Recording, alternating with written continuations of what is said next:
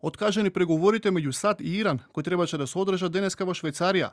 Луксузното одмаралиште Биргенсток денеска требаше да биде домаќин на делегациите на САД и Иран и место каде според најавите ќе се потврдеа следните чекори, откако Доналд Трамп и Масуд Пазешкијан веќе ставија подпис на меморандумот за разбирање.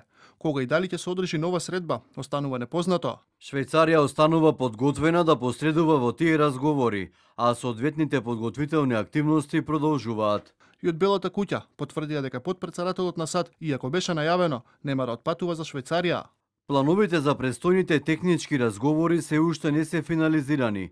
Американската делегација е подготвена да замине штом ќе бидат финализирани плановите за разговорите, но логистиката на овие преговори никогаш не била едноставна или предвидлива.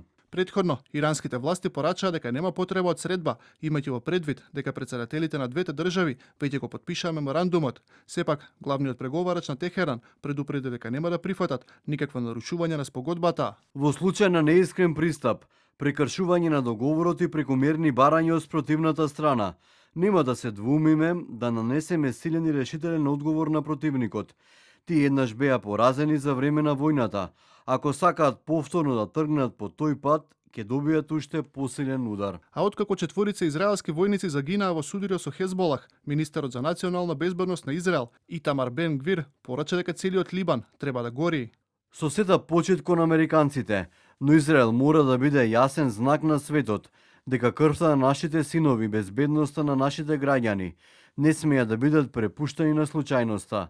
Целиот Либан треба да гори. Во израелската одмазда на југот на Либан, најмалку 16 се убиени, а десетици се повредени.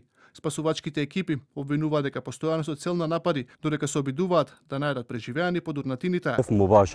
Имаше директен напад без никакво предупредување. Точно знаеа кого напаѓаат, бидејќи без разлика каде одиме. Секогаш ја носиме нашата облека на која има јасни ознаки. Според либанската влада, во синоќешните напади погодени била неколку градови на југот на земјата.